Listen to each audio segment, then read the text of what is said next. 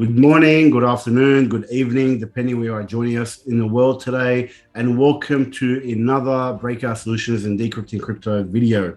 Today, I'm going to be sharing with you, I'm going to be interviewing my friend, Paul Yo. Now, before I get into introducing Paul, as you guys all know, I speak quite a bit about the dangers of debt.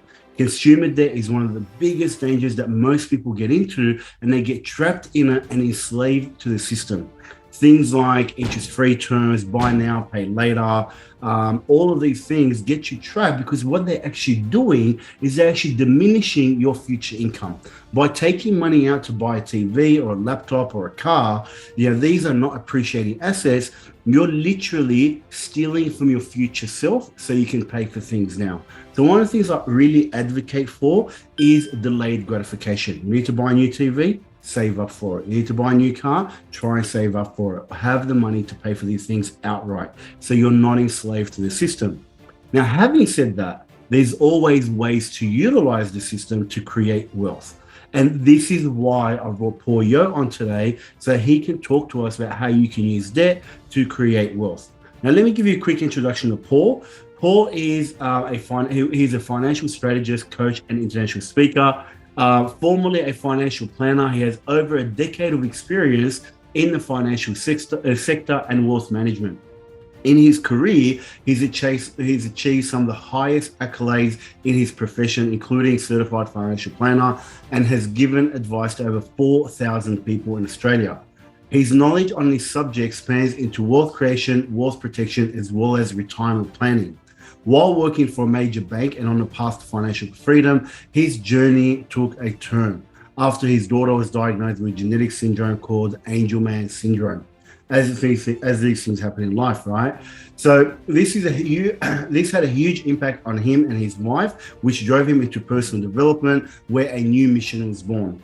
Paul recognized the impact of financial education had on his life and the life of others. So now Paul has left financial planning in 2021 and is a creator of educational programs for investment and money management. He advocates mastery of finance to his clients and others so they too can achieve financial freedom and leave their legacy for generations to come. This is so in line with what we do here at Breakout Solutions. As most of you guys know, our mission is to help 1 million people become financially independent by 2032. Now, to do that, we need to work with other people like Paul because there's so much to be done out there. So many people who have no idea anything about financial literacy. So without any further ado, let me pass over to Paul. Paul, welcome to the show, and please introduce yourself. Hey, thank you so much for the introduction, Wasim. Hey, very honored to be here, firstly. I noticed that I shared with you, right? Like my biggest thing is financial education. And when you spoke about that in the bio there, I found that as an advisor at the time, I was literally giving people the fish. They pay me money to give them the fish, give them the answers, based, of course, on their personal circumstances. So it's very relevant to them.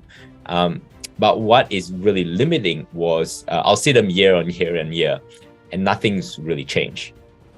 They haven't really moved forward in their education about finances, and therefore is reliant on what I was advising. And therefore, I was also limited to what I can advise them based on their education, right?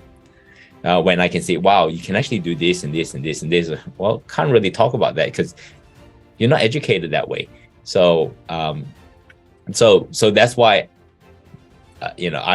that word struck me. Financial education, it's everything. It's giving the man the means, or giving a person the means to go fish, as opposed to giving them the fish. And yes, my daughter with Angelman Syndrome, that was a game changer for us, because my thinking was so limited in the sense I was only thinking about, hey, let's work so that my wife and I can retire, and that's it. And the kids, of course, they'll grow up and they will get educated, go out there, work, build their own wealth, and they look after themselves. but that's not enough. What I realized it wasn't enough, and just a little bit about Angelman Syndrome. So Sophie's my daughter. She's 7 years old now, and she with Angelman Syndrome is a neurological disorder. Really, what that means is, some kids with Angelman Syndrome do not walk at all. Wow. They have problems moving around, and definitely no speech. Very rarely do you get speech out of a person with Angelman Syndrome. Maximum, they say around 10 words, really. So again, how do they communicate without speech is a completely separate thing as well, and different, right? And she also suffers seizures. So thankfully, we've been lucky, and touch on wood, that she hasn't had a seizure since August of 2021. So over 12 months. And about 9 out of 10 people with Angelman actually suffer seizures as well. They live a normal, a normal lifespan, right? So that means potentially my wife and I are going to go before Sophie. Mm. So now, this is a huge problem to solve now. That's why that financial freedom was not enough. To just look after us was not enough. Now we got to look at, hey, how do we look after Sophie? And man, if only I had a picture to share with you guys. Actually, I do have a picture to share with you guys. Maybe we might do that a bit later. She's a very normal looking girl. And of course, knowing what I know, especially moving into personal development and, meeting people who's been in trauma, right? Pretty little girl in a home by herself, cannot talk. I mean, you can only imagine the things that could happen. So that's another worry about ours. Mm-hmm. So now we got to think about, okay, we got to really, really look after her and give her the best possible chance to have a great life. And I think, first of all, I'm sorry to hear what you're going through, but at the same time, I think it's eye-opening for people to realize the value of the life that we have. Living in the West, I think most people, they're stuck in a 9-to-5 grind. We get up in the morning, we're at work. By the time we get home at 6-7 o'clock at night, especially if you're working away from home, and there's not much time for anything else. So, life becomes like a rat race, and something like this really wakes you up. Like, hang on, I need to do more in my life, and I need to have more meaning in my life. And obviously, serving your daughter, as a father, I can, I know what it's like to have a child, and you want to do everything for them, and especially to have a child with special needs such as yourself. I don't have that experience. I can just imagine how hard that is. So, I appreciate the effect that would have had on your life. And the impact. Yeah, 100%. Yeah, my wife, the whole family, really. So thank you for that. Yeah.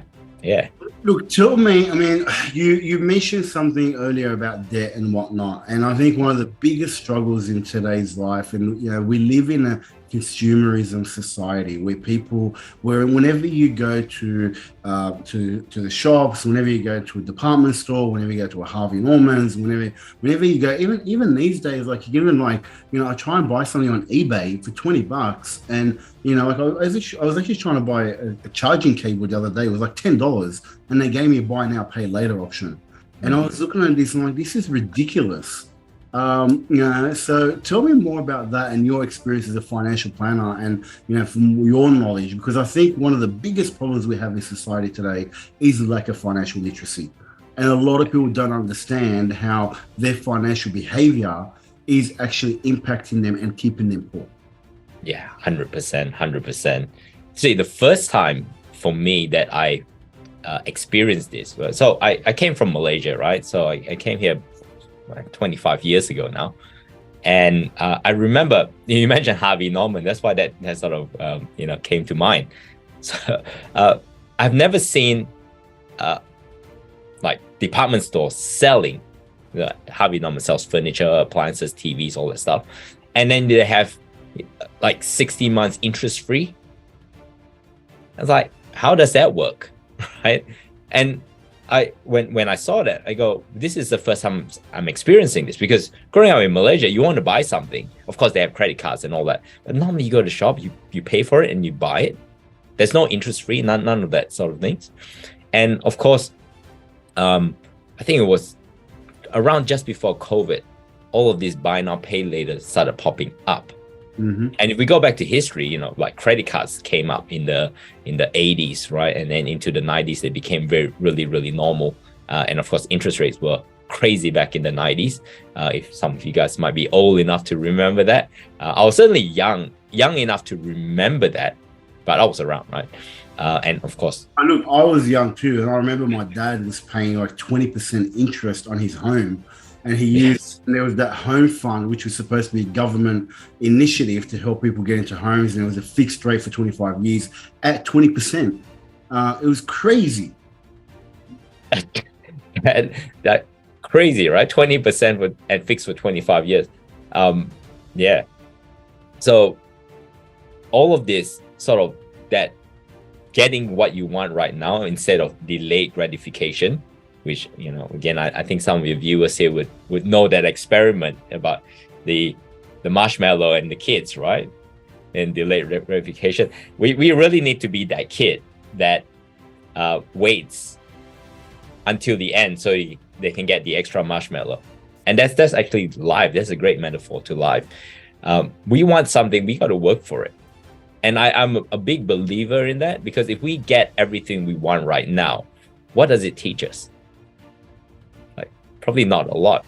Teachers, you can have it right now. You get that that hit of dopamine that you've got your iPhone or you got your tablet or your computer or your new TV, your new car. But then after a few minutes or a couple of hours, you've got a brand new car. You might get that dopamine every time you get in the car. But then after a few months, that dopamine hit goes, and then you start thinking about the bloody payments you got to make. I've been there. 100%, and the banks would totally look at the numbers, right? That's what they're interested about. The taxman, the banks, all of that, they'll look at that numbers. And so this buy now, pay later started popping up, I believe, just before COVID. I remember having a conversation with my business partner back then, as a financial planner, and we said that this is going to be a huge problem to a lot of consumers. And it's a huge problem because, firstly, we've been trained so well with social media to get our instant gratifications that it translates to our behavior, our buying behavior, right? Our purchasing behavior and decision making. And you mentioned, of course, eBay. Yeah, the buy now, pay later is crazy. For something $10, we should be able to just pull out $10 and pay for it and just get it right away. So my view on that is, it's there, it's available. If you're going to use it wisely. But if you can avoid it altogether, avoid it. Okay, there's only, I think, a few circumstances that I think a buy now, pay later makes a lot of sense. But that's more thinking about picking up assets as opposed to stuff, right? That's going to depreciate in value over time. And the thing is, look, I used to work, and now I mentioned Harvey Norman. I used to work at Harvey Norman, it was about maybe 10, 15 years ago now. I was a corporate manager there, and they have this thing called flexi rent.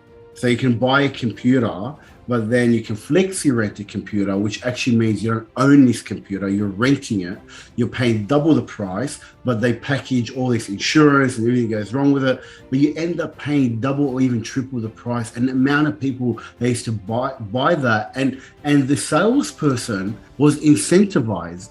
Not only do they get their commission on the computer or on the item that they sold, they get double the commission. So, a company like FlexiRent or whatever would also give them another $100, $150. Now, when you're a salesperson working on a floor at Harvey Norman making $20 an hour, and you're relying on your commissions to be able to get ahead, they are incentivized to push these things on you. So it's important. I go in now, I make sure I've done all my research, I know exactly what I want to buy, I make sure I've got the money, I've decided how I'm going to pay for it. I call around to get the best price, and I go in, I go, all right, this is what I want. I don't listen to anything else that they're trying to upsell me. So, it's important to be educated because this is what they're paid for. And I don't blame them. It's just the system, right? 100%. If you're being paid $20 an hour and that's your incentive, again, there are right ways of doing things and not everyone behaves ethically. It's the same with extended warranties.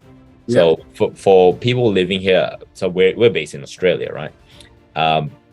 With electronic goods, we have up to 3 years. So we might have a 12-month warranty on an equipment, but we actually, by consumer laws, have actually an additional 2 years. So essentially, you have 3 years. By law? Sorry? By law? Yes. Oh, okay, I didn't know that. That's news to me. I'd like to learn more about that because they always try and sell you the extended warranty. So, and I thought by law you've only got 12 months, which is the manufacturer warranty. Yeah, so in effect, and this is electronic goods, especially things like laptop. And the only reason I sort of got to know this was because I run a MacBook Air, and it started getting a problem on the screen, and that was under 12 months. So I called them up and I spoke to them, and because it was towards the tail end of it, I was worried they weren't going to replace. So the person actually said, well, technically you have 3 years. Wow. So anyone with equipment out there, especially electronic equipment, you are protected here in Australia. So yeah, don't waste your money there. And again, speaking about Harvey Norman, I used to know a person working there as well, and they'll laugh about the extended warranty because they know it's a scam, and they make commissions for upselling that as well. Huge. The amount of commission they make on extended warranty, I can tell you from when I was working there, the extended warranty that they buy was like $50 and sell it for $300-400. That's where the commission, like the salesperson, because a lot of hardware doesn't have, if you're selling a MacBook, there's no commission on that. There's like there's 1% margin on 1 or 2% on any Apple product. So there's no money to be made. But where the salesperson makes the money is actually on the upsells. It's the antivirus, the software, the extended warranty, all of this stuff. That's where the money is made. Because they sell you. I remember they used to sell like a Microsoft Office license for $200, and we'd pay $20 or $30 for it. There you go. Yeah. And guess what? And then you can buy now, pay later as well right now. So add that to the mix. Yeah. All right.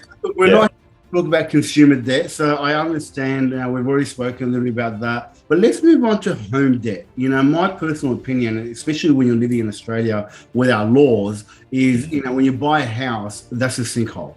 You're paying the interest on it, you're paying the maintenance, you're paying the upkeep, you're paying the rates, you're paying the water, you're paying electricity, you're paying everything, but then you're also paying the bank. But you don't get any tax benefit from it.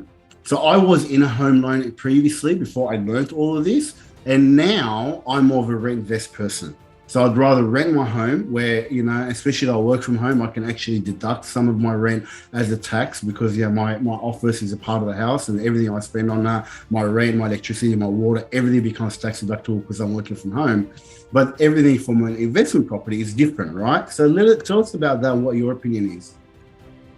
But we spoke about this. We are so aligned with this. From day one, I knew that my first property was not going to be a home. And the government incentivizes us, right? They give us the first home owners grant.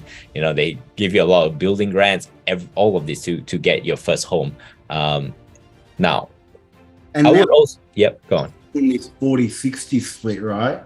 Where you can buy your first home and the government owns 40% of it and you own 60% of it, and they end up paying the government rent for the rest of your life. So this is something they're also bringing in, which I think is it's a big danger, and I would not get into that. But yeah, go on. Yeah, 100%. It's actually great clues to understand government incentives. So this is looking beyond, right? Because governments, they find ways to solve problems for the economy, right? For the country. And right now in Australia, because of the way things are going with interest rates going up, we have a rental crisis right now. So governments do have some good incentives that allows investors to provide more housing, for example. So that's a good thing. But when it comes to home ownership, I don't think that's a good thing. They're really there for the government to win votes, because they always talk about home affordability, all of that. But Australian dream, right? sorry? Australian dream. The Australian dream, which is funny enough, the American dream, which is funny enough, some other people's dream, which is funny enough, really is the bank's dream. If you look at the bank's balance sheet, their biggest business is mortgages. Mm-hmm. They make the most mortgages, and they make the most in mortgages. And in fact, I can share a screen, so I'll just share it quickly here. And I think while you're doing that, what most people don't understand is the word mortgage actually means death pledge. If you look at where the word comes from, it comes from French and I think Greek or something like that. I don't remember exactly. But if you look up in Google the true definition of mortgage, it actually means death pledge. So you're in it till you die. Correct, because it's mort. Mort is means death in French. Correct.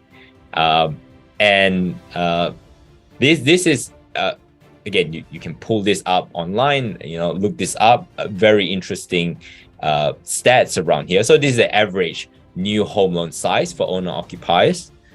Reason why I want to bring this up is because it varies from state to state, depends where you are. And again, this is very Australia centric here.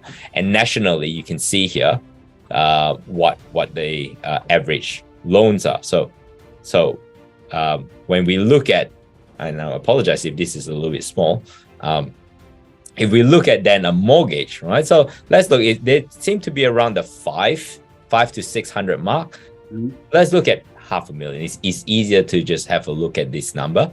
And this is literally from a government website called Money Smart.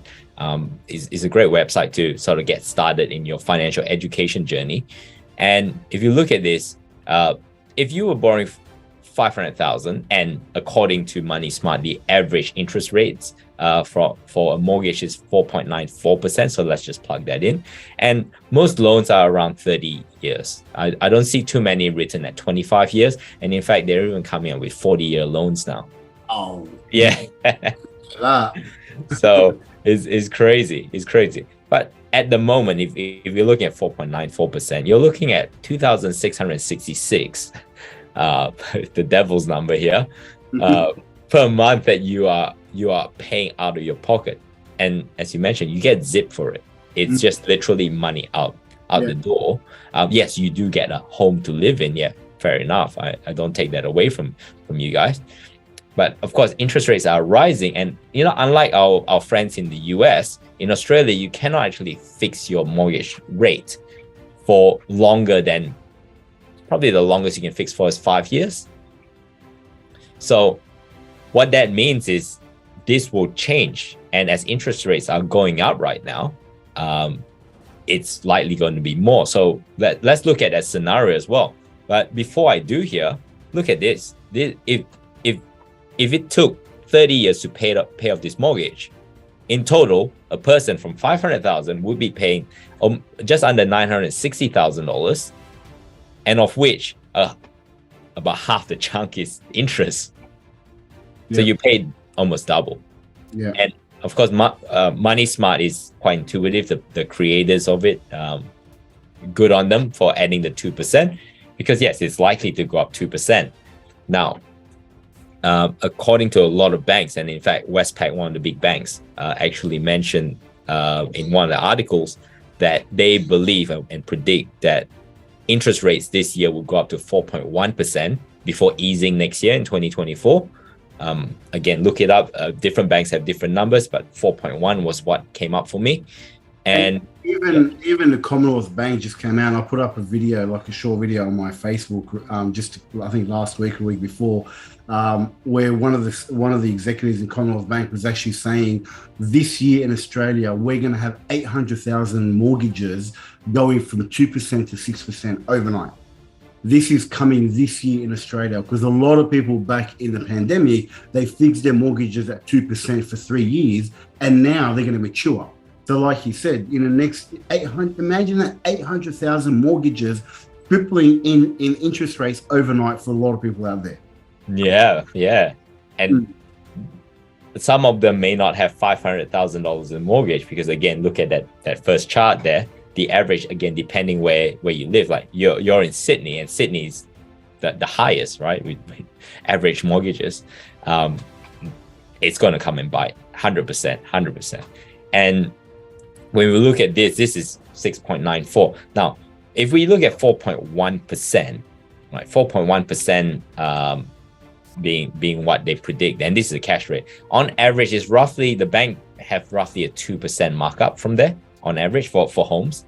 And if we look at that, on the way up, right? Not on the way down. When interest rates go up, they put it up within a day or so, but when they come down, they take their time to bring it down. Yeah. I can tell you from experience, but we're not going to get into that. That's right. And if you miss a payment, you get a phone call very quickly. Yeah. And look at this, 6.1%. Again, it would be $3,000. So from 4.94 to 6.1, that's not a huge jump. That's only let's call it 1.1%, right? 1.11, just under 1.2% jump. Mm-hmm. And that increase from 2,666 to now $3,000. Yeah, that's per month. That's almost $1,400 a month. That's huge. That's huge. Yeah. About $600 a month, is it? No, $400 a month. Oh, sorry, 400. Yeah, 400. Yeah. Well, that's still $100 extra a week. You know, $100 is $100. This makes a big difference.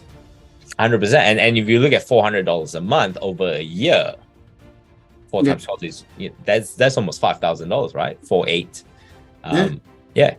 So it happens so quickly. And as you can see, if someone took 30 years to pay it down, it's double. It's quicker to double because it's a higher interest rate. So why I want to share this, just stop the share here.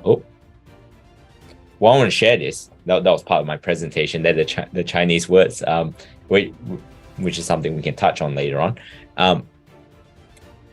Why I want to share this is because if a person is educated about debt, and if they saw their home as actually consumer debt, which kind of it is, right? It is, unless you do something smart around this, and this is where you want to get educated about this, then you're paying double over that period of time, 30 years.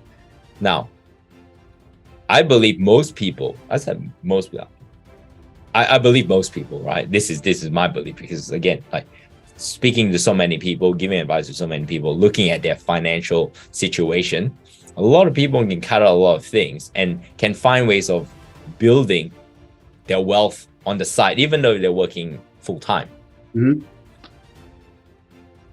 It's actually possible to pay off any mortgage that they can afford, right? I'm not talking about people way overextended themselves, like they can afford within 10 years. Yeah. In fact, 10 years is being generous. Most people can do it well below 10 years. And I've modeled this so many times for my clients doing financial projections. So we shouldn't be paying double. We shouldn't be paying all that interest. Yeah, and look, I think you're 100% right. People, again, we live in a society where people just want to spend and have instant gratification. And look, and I've been guilty of that in the past, and I've learned my lesson in the hard way, and now I've changed my way. So if you are doing that, you don't need to be ashamed of it. You got to educate yourself and start taking action and steps towards that, like putting a budget in place, understanding all your expense. Most people don't even know what they're spending their money on, because they just keep tap and go, whether it's on a debit card or a credit card. And then the credit card comes in at the end of the month, and it's like, whoa, how the hell am I going to pay that? And the interest starts to pile on. Now, you mentioned something very, very important. I just want to get back to that, which is for people to pay off these debt. You said that even if you are working full time, you can still pay it off. And we've spoken about this. One of the things that you and I are both passionate about is having control over your financial income.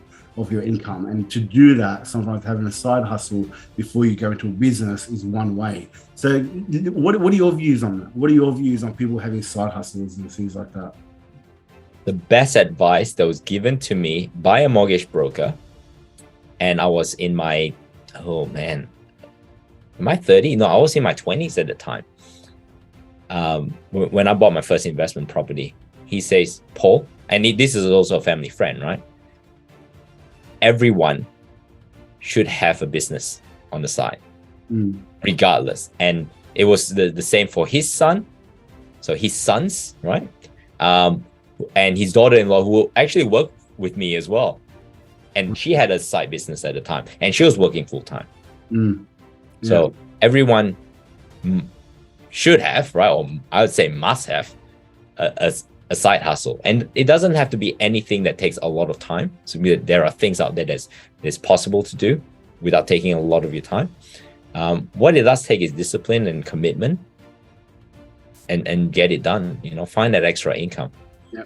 And I think I love that. And I think I agree with you 100%. And you can do simple things. Like you go to developing countries, you get to other countries where they don't have the luxuries that we have here. Like these people have full-time jobs and have side businesses just to make ends meet.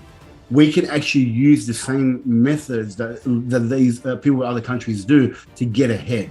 Because at the end of the day, a job just keeps you, for me, one saying I learned very early on, which is a job actually means just over broke.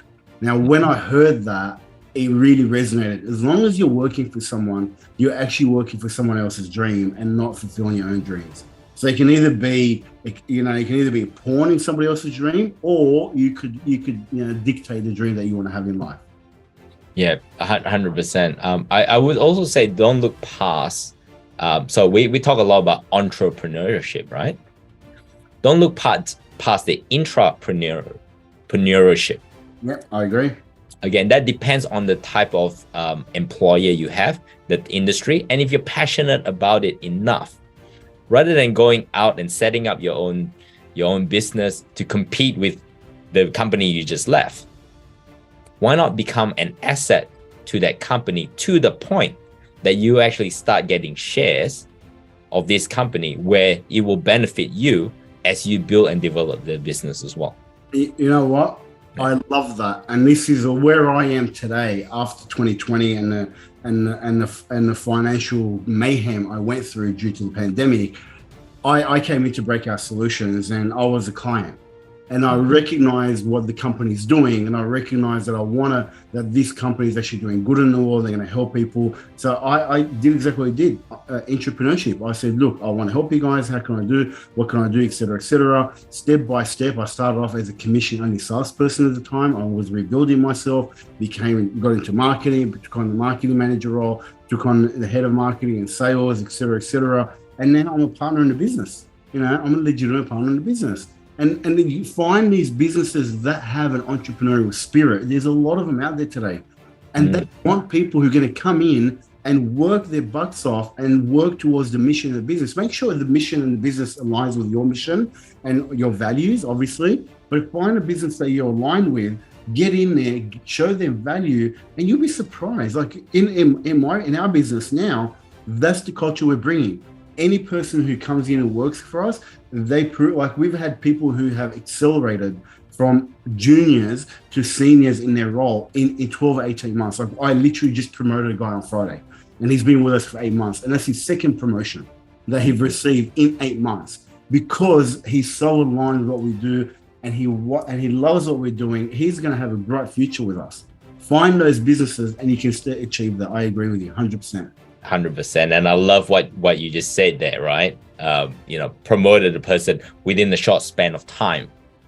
Now, some businesses are so rigid, they're not so flexible, right? And I'm talking about one of a particular big bank I work for, where, look, it wasn't me because I wasn't looking for a promotion then. I had a colleague who got so frustrated because he was so good. Like he was probably, I saw a lot of potential in him. And so did the bank manager. And he wants to move to the next level quickly. And they say, no, you have to do this for another 6 months. 6 months came and they say, well, our circumstances change. We don't have a role for you. Yeah. And consequently, he left, and they lost one of the biggest talent out there because this man was genuinely, and we're talking sales, right? Like a big part of bank is sales. There, business, right? exactly, it's business. There's only a few people I can put hand on heart say this person is like a natural born salesperson, and this guy really was. Yeah, so. I was the same thing when I was in pharmaceuticals when I was back in the dark ages, as I call it now. And I worked so hard to try and I wanted the promotions. I thought I wanted to become a manager, etc. And I worked so hard, and every time I'd get to that next level, and look, and I progressed my career over a 10-year period. I became a key account manager, but every time I want to get to that next level, the goalposts keep moving, the goalposts keep shifting. And the reality is I'd never fit into that mold. I was never going to become a manager because I was always out there. Like I always thought of things outside the square. I questioned things, and that's why I left. So, I hear you. Big corporations are probably the hardest part to get into that. But find those small entrepreneurial businesses that are aligned with you, add value, go that extra mile, and you'll be rewarded. You'll be rewarded infinitely. Yeah. Before we close off, I know that you speak about generational wealth and how to get to generational wealth. So what are the steps, in your opinion, for someone to go from where they are today to having generational wealth? And generational wealth means being able to pass on that wealth to your children, okay, and your children's children. So it's a wealth that, think about, the ultra rich, that's how they stay rich, because they've got so much money, so much wealth, they just pass it on. And I know you have a step-by-step system to get to that. So tell me about that, and how can anyone get to that point regardless of where they are? Yeah. That's actually a really good segue there to just that Chinese words that I just flash out really quickly. I'll just bring that up again very quickly.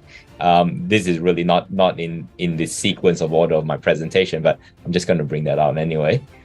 Because this word is, you guys heard that saying that, hang on a sec, it's coming out now. The saying that wealth does not last 3 generations is actually a Chinese saying. Okay, I do that. And the word here, my pronunciation might be pretty bad here, but if I pronounce this correctly, is 富不过三代, right? So what that means is wealth do not exceed 3 generations. Oh, I didn't know that. Do not pass 3 generations. 过 is past. Yeah. So this. In fact, there was a study done on 3,200 families. This is done by a wealth consultancy firm. Found that 7 out of 10 would lose all their wealth by the 2nd generation, and 9 out of 10 by the 3rd generation. Oh, okay. Yeah. So I'm glad you think about generational wealth as do I, because of my daughter's situation. And I'm just going to go back to my share screen here. And the roadmap looks like this, right? We are here in this area here. We're here in the active income area, where this is where we earn our money, etc. And before we start getting this thing called savings, and then savings, this is where we start investing. And this is where we got to think about diversification.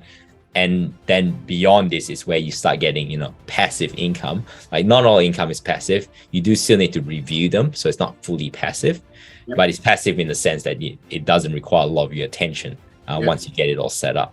And when you look at the different areas here, at least on the active wealth side of things, it's more around the earned income.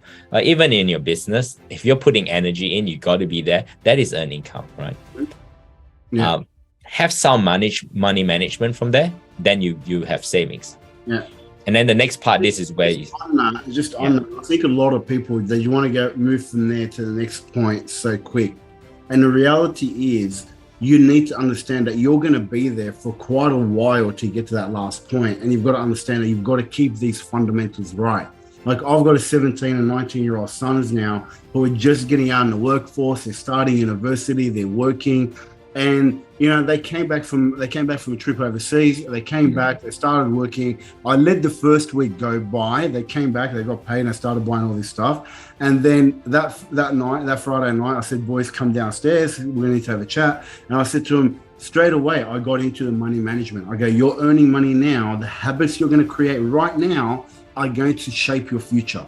So every single week, we're going to be doing this, and this." And I'm there with my kids. As a parent, you need to be there for your kids. Not just bring them up to their 17, 18, educate them through this. Because now they need to understand what money management is, how they can save, how they can invest. Because I want my kids to be financially free. I want them to never have to worry about money like I did, and give them the knowledge that I didn't have. And even now where I am, I still focus on this. Every month or every couple of months, I go over my budget. I go over my money management. What am I doing? Where can I save more? What subscriptions can I get rid of? A lot of people don't do that. They just keep piling stuff on, and then they worry why they've got no money. Yeah. And the thing is, the banks know this, right? Like, now we go back to the mortgage part of things. A lot of people, their money management, especially when they have a mortgage, they have this thing called an offset account, where it's a savings account that offsets on your loan. So you essentially pay less in interest. Now, some banks don't have the flexibility, and they don't allow you to create multiple accounts. It's actually a good idea to create multiple accounts, because you go, this accounts for this for that, etc. And that way, at any one point where your money's, where you're sitting. Yeah. And a lot of people, the strategy is, we'll just chuck everything in the offset account. And then that starts growing as you build your savings, right? But then they don't want to spend it, because, well, if I spend this money, like say for investing or whatever, I'm going to pay more in interest. So I accumulate it. But there's this psychological thing that happens in the back of your head. When you have a pot of money somewhere, what happens? Do you feel more comfortable when he goes, "Oh, come on, you deserve it. Go get that new TV. Go get it.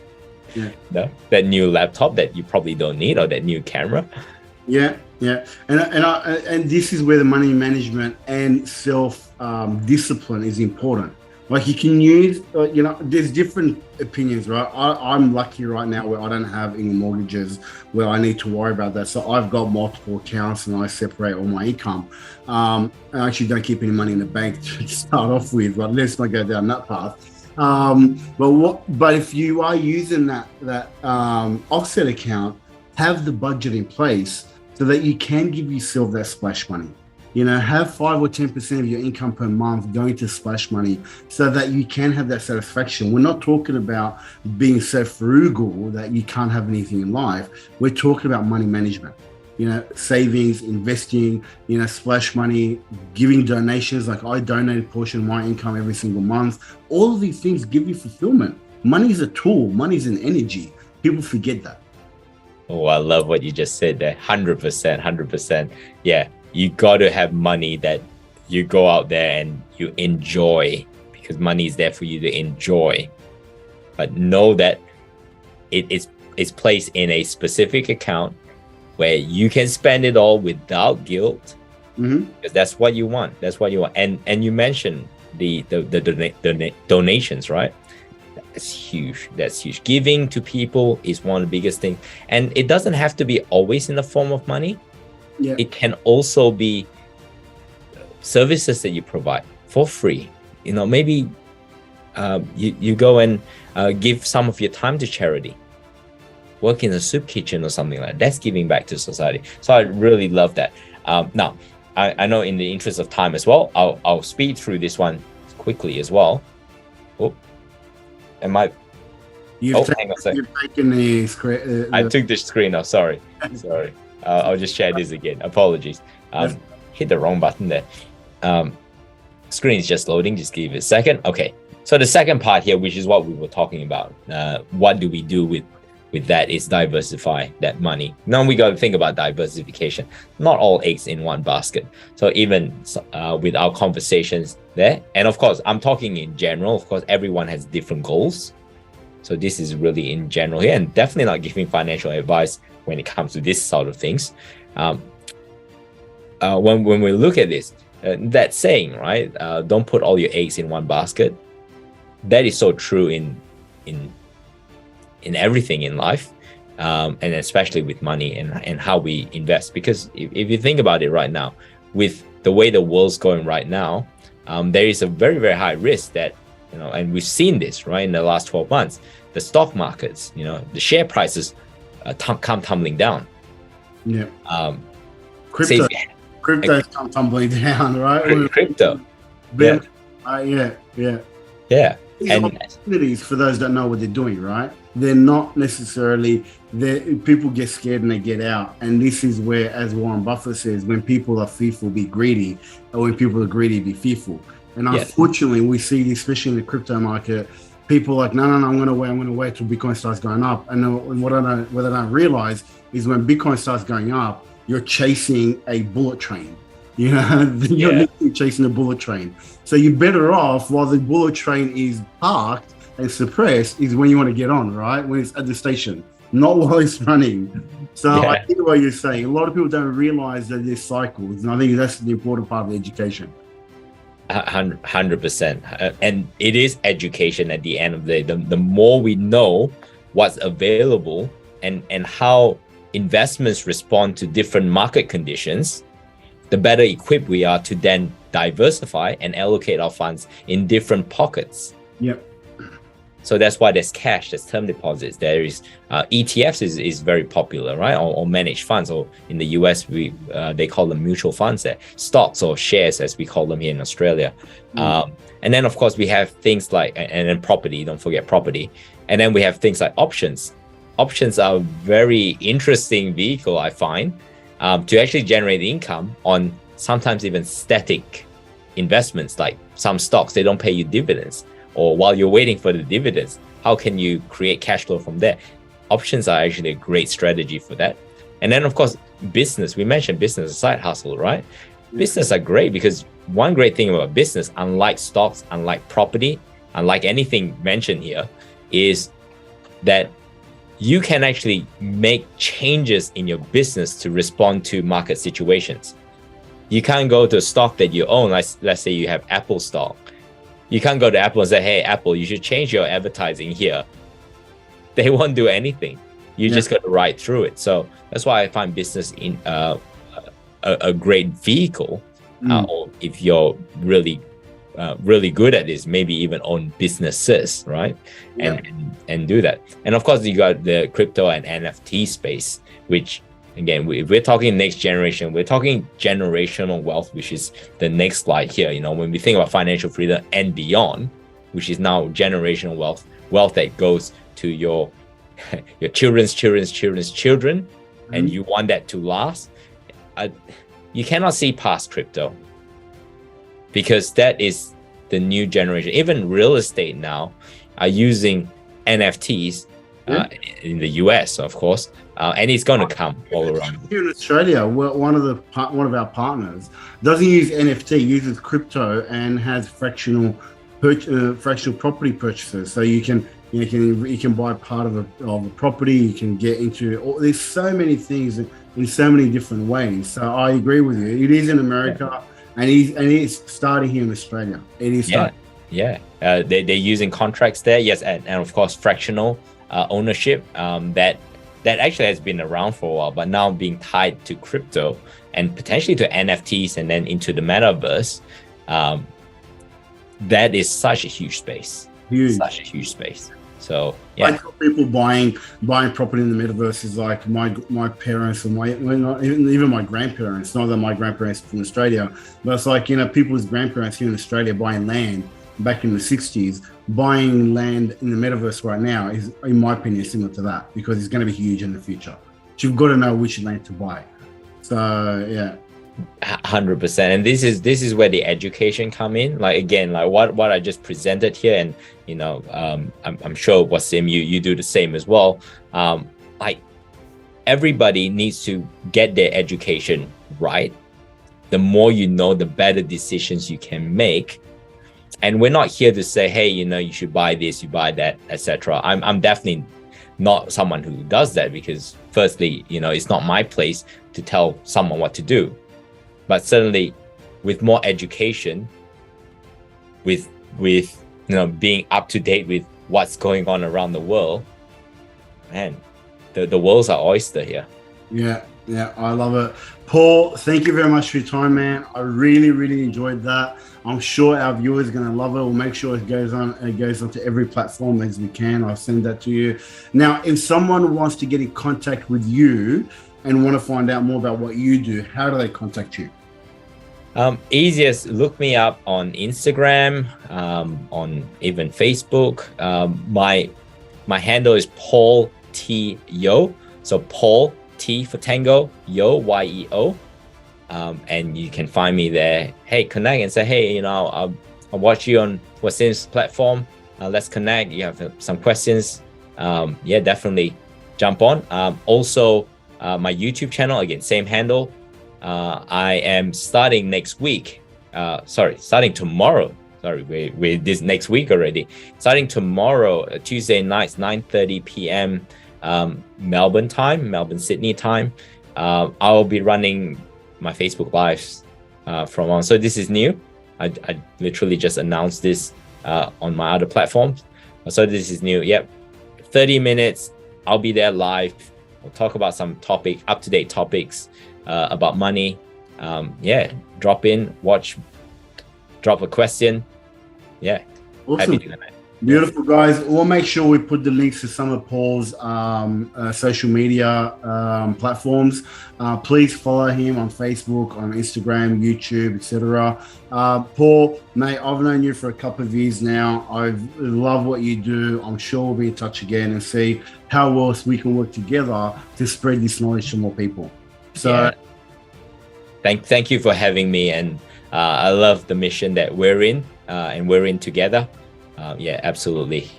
Watch this space, guys. Thanks, guys. And guys, have a great day. And as I always say, stack sats and sack banks. Peace out.